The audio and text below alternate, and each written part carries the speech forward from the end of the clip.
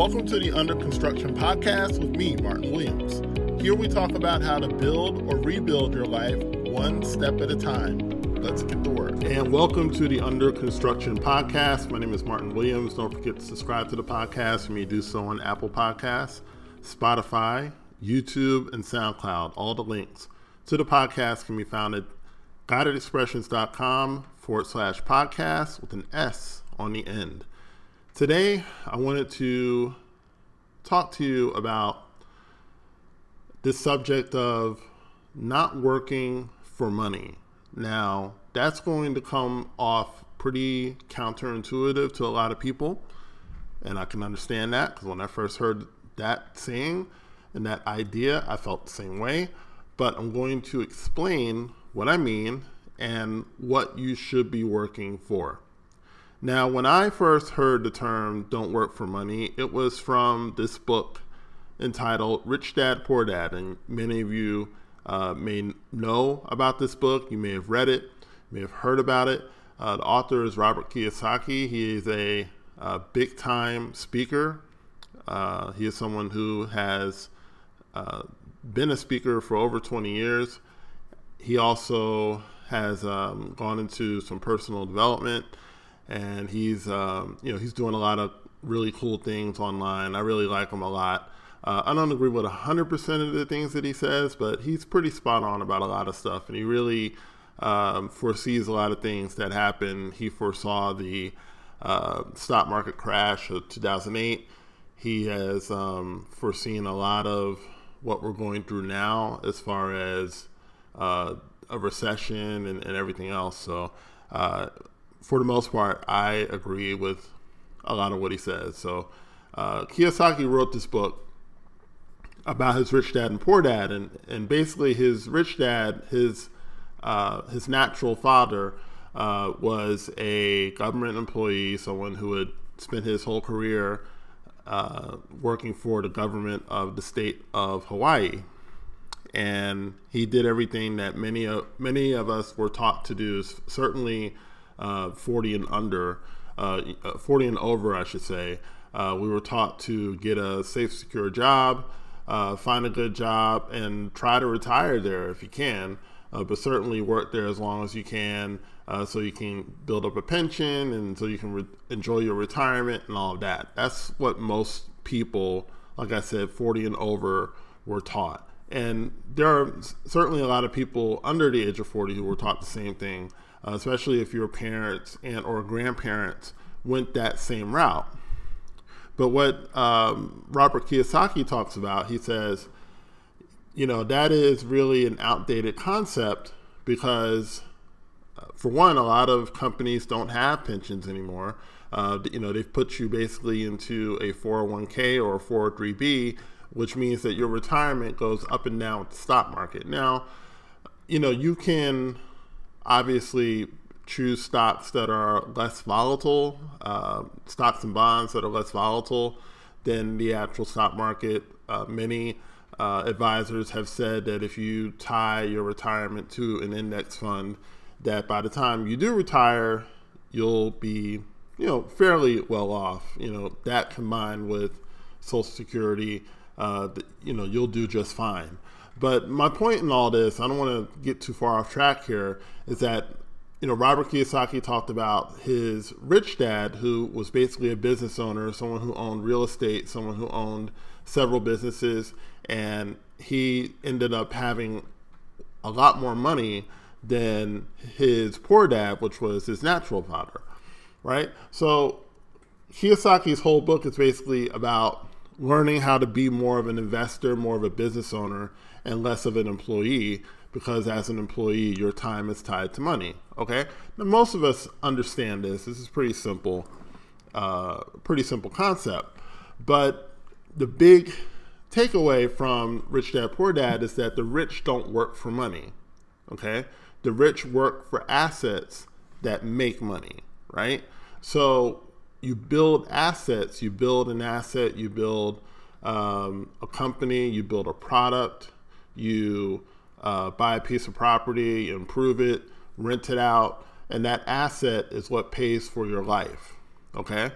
So that is not necessarily a hard concept to master, and many people have done it. There are obviously some barriers, especially if you don't have any money to buy an asset, it can be a challenge, right? But my point in that is that he was saying that the rich don't work for money. So that was the first time I heard that term. Okay. And then I realized that the Bible talks about the same thing in two different places. It says that in the New Testament, in the book of John, it says that not to work for the food that perishes, right? So don't work for food that you eat, which again seems counterintuitive, right? But to work for the food that endures to everlasting life or eternal life. So what does that mean? That means basically not to work for natural things, but to work for a higher level of reward, right? Don't work for a natural reward. Work for a higher reward, right? And that higher reward, what I've determined over the years to mean is wisdom, right? Work for wisdom. Work for things that don't perish, right? You can write a book today, and that book can be read 200 years from now, okay? 300 years from now. It can be read eternally because wisdom doesn't die, right? It always lasts. I mean, some of my favorite books are at least 60, 70, 80 years old. Okay, that's the beauty of wisdom, right? So you should work for wisdom. You should work to learn and grow. When you work for money and work strictly for money, that's not very fulfilling, right? Because once that money's gone, then, your time is gone, right? You spent your time working for that money. So what do you have left? Like once the money's gone and the time is gone, you don't have anything left, right? But if you learn something along the way, right? If you learn and take away something that makes you better, then you have that to take with you even when the money is spent and the time is spent, and you can go and put that knowledge to work. Because really, the whole point of wisdom is for it to bring you money. The whole point of wisdom is to make you rich, right? Because that's how money comes. Money, if you seek money directly, you're not really going to get all the money that you can possibly get. But when you seek wisdom, right, that wisdom goes and gets the money. Okay? I'll give you a perfect example. I do websites, right? I build websites, and I'm able to do that for people. Now, if I didn't know what I was doing, then I couldn't get people to work with me, right? I couldn't get people to get me to build their website.